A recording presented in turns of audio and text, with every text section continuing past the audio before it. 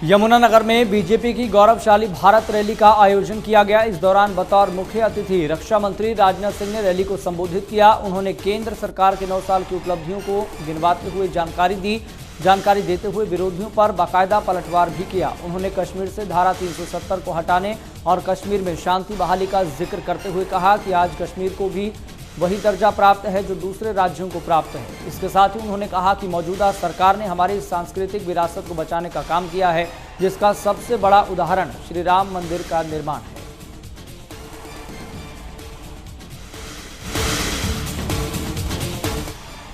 हरियाणा के परिवहन मंत्री मूलचंद शर्मा ने बीजेपी कार्यकर्ताओं के साथ बैठक की। बैठक में मुख्य रूप से बल्लभगढ़ विधानसभा में होने वाले बीजेपी पन्ना प्रमुखों के सम्मेलन को लेकर चर्चा की गई। इस मौके पर उन्होंने सम्मेलन को लेकर कार्यकर्ताओं को दिशा निर्देश भी दिए। उन्होंने कहा कि पन्ना प्रमुख बीजेपी पार्टी को धरातल पर मजबूती देने का काम कर रहे हैं।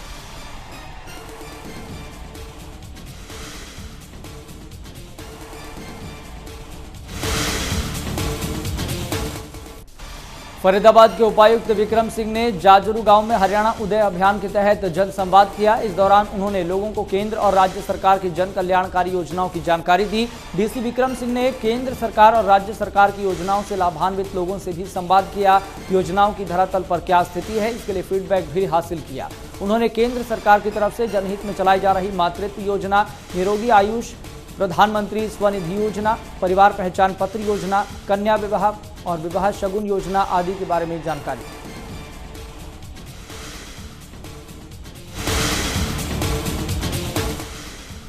बल्लभगढ़ जिला परिषद विजय सिंह लोहिया ने जिला पार्षदों के साथ बैठक की। इस दौरान जिले के विकास कार्यों को लेकर विस्तार से चर्चा की गई। जिला परिषद विजय सिंह लोहिया ने कहा कि बैठक में जिले भर से जुड़े विकास कार्यों को लेकर चर्चा की गई है। उन्होंने कहा कि सभी पार्षदों को जनहित में कार्य करने की अपील की गई है।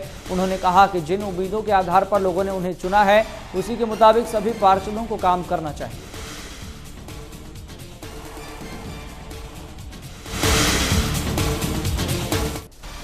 वहीं सोनीपत की मायापुरी कॉलोनी में एक ही परिवार के 3 बच्चों की फूड पॉइजनिंग के चलते तबीयत बिगड़ गई, जिन्हें तुरंत अस्पताल में भर्ती कराया गया। इलाज के दौरान 8 साल की हिमा और 6 साल के तरुण ने दम तोड़ दिया। बच्चों के परिवार वालों का कहना है कि बच्चों ने नूडल्स के बाद पराठे और चाउमीन खाई थी, जिसके बाद तीनों की तबीयत बिगड़ गई। वहीं सोनीपत पुलिस इस पूरे मामले की गहनता से जाँच कर रही है। पुलिस का कहना है कि पोस्टमार्टम रिपोर्ट आने के बाद ही मामले की पूरी जानकारी दी जाएगी और खुलासा किया जाएगा आखिरकार दोनों बच्चों की मौत कैसे हुई है।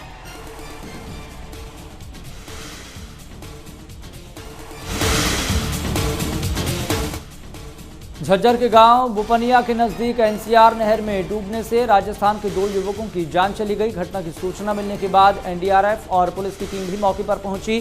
गोताखोर की मदद से युवकों के शव को बाहर निकाला गया। पुलिस ने दोनों युवकों के शव का पोस्टमार्टम कराए जाने के बाद उनके परिजनों को सौंप दिया है। मृतकों की पहचान 26 वर्षीय धर्मेंद्र और 21 वर्षीय संदीप निवासी रामपुरा भिवाड़ी राजस्थान के रूप में हुई है।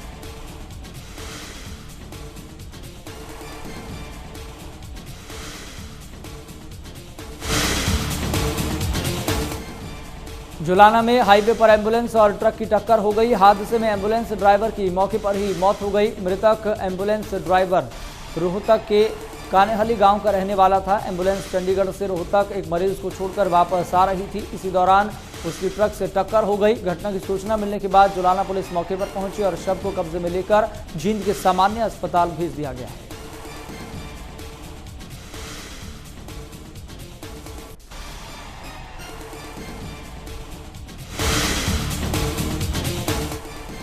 पुलिस ने हत्या के प्रयास मामले में कार्रवाई करते हुए आरोपी को गिरफ्तार किया। पुलिस ने आरोपी से 2 अवैध पिस्तौल, 40 जिंदा कारतूस और बुलेट प्रूफ जैकेट बरामद की है। आरोपी ने अटायल गांव में एक युवक को गोली चलाने मारने की कोशिश की थी, जिसके बाद आरोपी फरार चल रहा था। इसके साथ ही आरोपी ने दिल्ली के नरेला में हत्या के प्रयास जैसी वारदात को अंजाम दिया था।